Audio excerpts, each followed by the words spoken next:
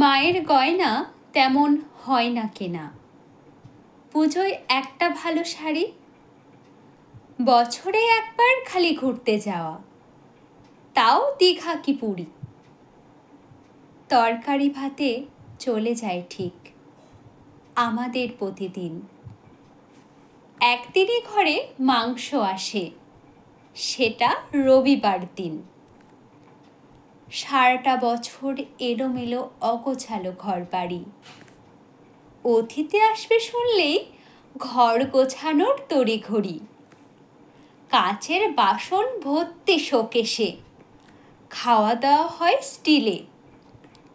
এগুলো বের করা হয় একমাত্র বাড়িতে কেউ এলে। আমিষের সাথে নিরামিষ ছুলে সক্রি হওয়ার ভয়। অটোতে না গিয়ে বাসে করে গিয়ে 2 টাকার সঞ্চয়।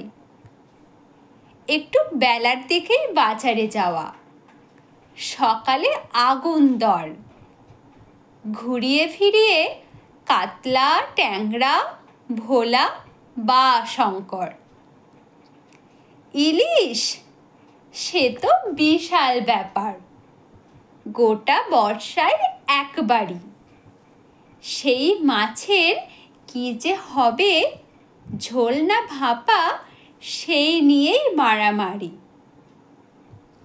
প্রতিবারই শেষে অর্ধেক মাছ ডুবে মরে বেগুনের ঝোলে, বাকি অর্ধেক মাখে সর্ষে বাটা, কাঁচা ভাপা হবে বলে।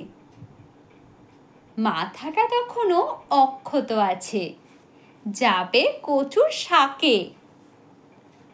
আর 2-3 টুকরো ভাজা হতে পারে যদি বেশি মাছ থাকে।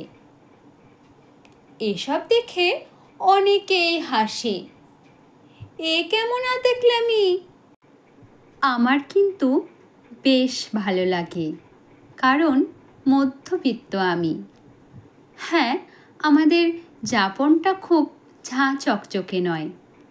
বাজে খরচ করতে আমাদের হয়তো খানিকটা মায়া হয়। জন্মদিনের রেস্টুরেন্টে হয় না পার্টি করা। খুব সাদামাটা জীবনটা, আছে অনেক অভিযোগে ভরা।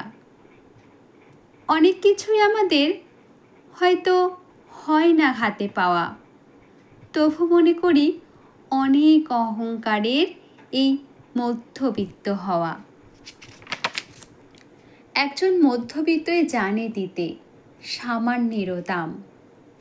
একটু ভালো থাকতে করে অনেক পরিশ্রম।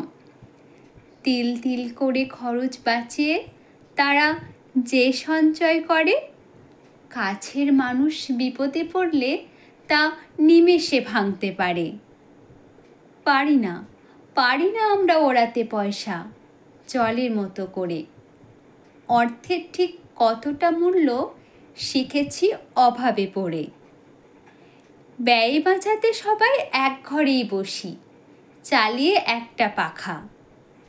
অপচয় করা বড় অন্যায়, জীবনের থেকে শেখা।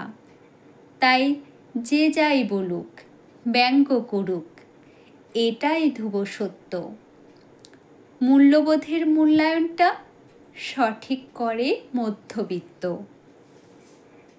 অনেক কিছুই আমাদের হয়তো হয় না হাতে পাওয়া, তবু মনে করি অনেক অহংকারের এই মধ্যবিত্ত হওয়া।